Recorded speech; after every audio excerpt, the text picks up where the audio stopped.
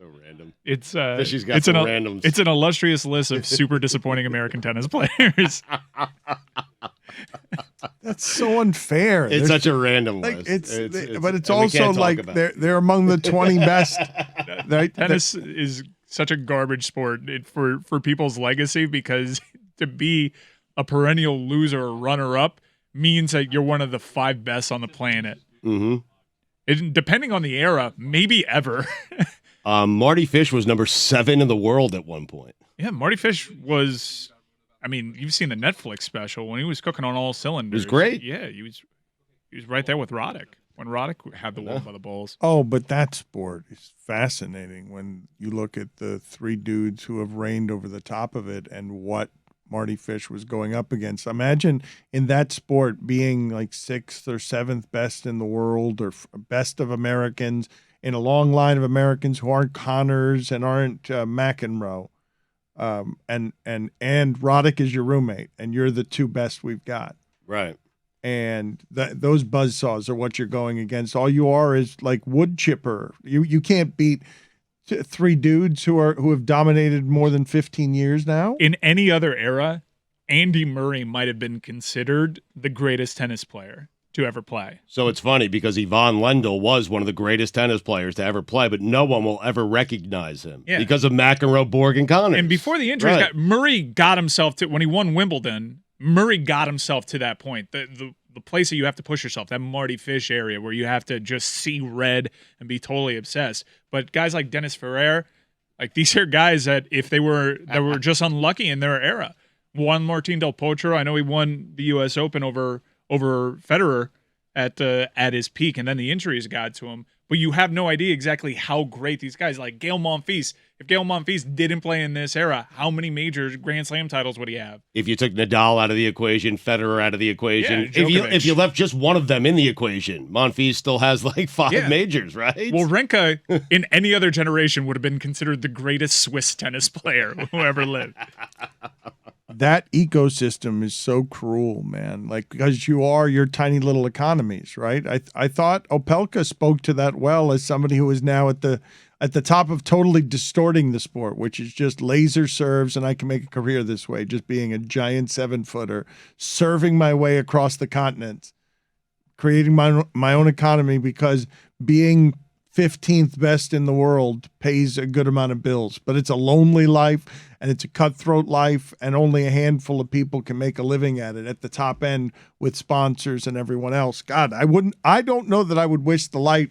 Like, this is why I admire Serena Williams so much, because with making it no indictment of Naomi Osaka, I can't believe that woman carried that weight for that long. Yes. In that sport didn't bring her to her knees, that like it would any growing 20-year-old trying to build an economy and trying to jump continent to continent. No, but I'm saying like Naomi Osaka, I don't know if the pressure of that, of taking immediately the mantle of Serena Williams, if people talking about the slap of Will Smith realize what was being celebrated that Serena Williams accomplished. It's interesting because of the Williams sisters, Venus was the one who was supposed to do what it is Serena actually did, and Venus came before Serena. So maybe it was easier for Serena because she didn't have that weight on her. All of it is ridiculous. The story's one of the most ridiculous in the history of sports. The idea that 2 sisters would dominate that sport out of Compton. Like, that's the story that just won Will Smith the award, but it's not the story. Like, the story is so much better than just the part that they showed you in that movie. But Mike, before we get out of here today, I wanted to talk to you about Coachella, because I don't know what the interesting things were from Coachella, but I know that Jessica and you were interested in all sorts of things happening this weekend. Yeah, I'm so happy that the Coachella stream is back, because it's been 2 years since we saw the Coachella stream, because Coachella's been off due to the pandemic, and it has such a cultural impact. It's probably, at least stateside, the most important music festival culturally. That's both good and bad, given that everything that goes with Coachella and all the memes. But we're both Lollapalooza guys, Mike. Yeah, we're big Lollapalooza guys. But I have to give Coachella its credit, and artists really go for it at Coachella because they know the stage. You have this Brazilian songstress, pop sensation Anitta, going for it with her afternoon set. You see all the resources of the industry trying to use this platform as a star-making vehicle. But what Coachella does that is even better than Lollapalooza, it has these very special, unique bookings from all over the world. The Who was this like Japanese death metal band that I just got familiar with. And I think that's actually the Coachella experiences that I like the most. They did this a couple years ago when they booked Hans Zimmer, and it was an epic set. They're great musicians, great composers of their time that have scored some of the greatest blockbuster films, instantly recognizable songs, and it's great to give them a platform as they did with Danny Elfman. Are you familiar with the work of Danny Elfman? The answer is you are. You just probably can't associate his projects by name, but the Simpsons theme, Beetlejuice, the Tim Burton Batman films, basically any Tim Burton film has been scored by Danny Elfman. He was given a spot on Coachella. And I was blown away by how nuts the set was. I did not know that Danny Elfman, at 68 years old, was totally yoked. He is just so shredded. He took off his shirt, also tatted up, like his body, like Beetlejuice, Simpsons. The Nightmare Before Christmas, #2. Yeah, he did the voice of Jack the Pumpkin King in Nightmare Before Christmas. Oh, #2. That's good. Yeah. And also Akeem Nicks. Oh, wow. You get both of them. Can go, oh, she was tickled. Yeah. Dan. But Danny Elfman ripped off his shirt and revealed that he was tatted up from like all like shredded. prison tattoos. And shredded. Like prison tattoos on your stomach. Those hurt. Shredded, jacked, and really happy to be there. Made me want to see Danny Elfman in concert. But the one that I really wanted to see the most, and hopefully I can catch the re-air, is Swedish House Mafia and The Weeknd. In the haste of Kanye West bailing on Coachella right before the festival, they had to quickly replace him with a top billed artist. So they turned to Swedish House Mafia, which was already on the festival, gave them that headlining set, but not just them, a collaboration piece, because they have a couple songs together, with The Weeknd, who's arguably the biggest artist on the planet, and one of the few artists that for Kanye's fan base, you name him as a replacement, and you keep everybody happy. And I thought that even though they had a little bit amount of time, that this could be a once-in-a-lifetime collaboration that only Coachella could give us.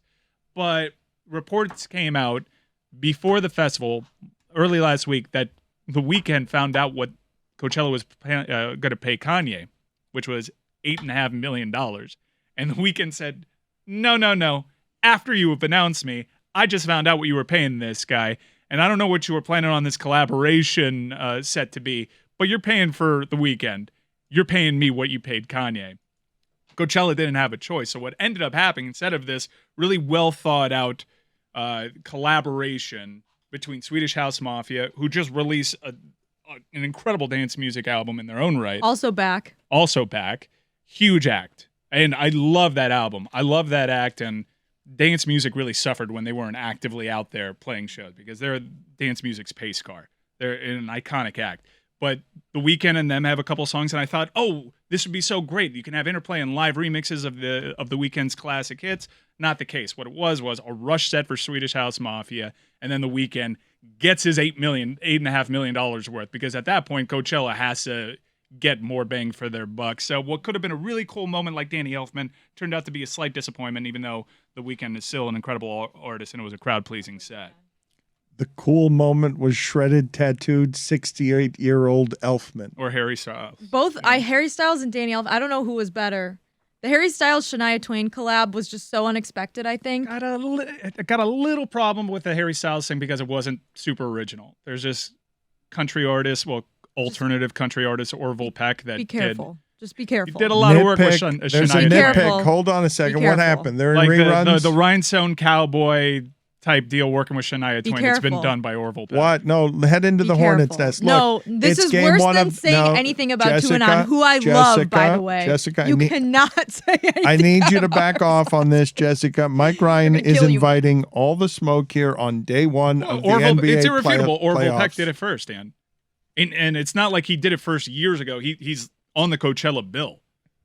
If Shania's there, if I'm Orville Peck, I watch Shania joining Harry Styles. I'm like, well, you boned me. I could have had that surprise. I made this cool. You swagger jacked me, Harry Styles. You swagger jacked me. I mean, but one is Harry Styles, and one is a guy that most of the audience probably hasn't heard of. Probably hasn't. Today. And it's a little gimmicky. And I love Harry Styles. I love this set. I was super excited about the booking. I'm a big fan of Harry Styles, but it's a swagger jacking. You know what? Orville Peck, do it in the playoffs. Do it at Coachella. Because you know what Harry Styles did? He did it at Coachella. Well, you got the Friday set. Orville Peck's going later in the weekend. I'm like... No, the weekend was last night. You're back. Welcome back, Jessica.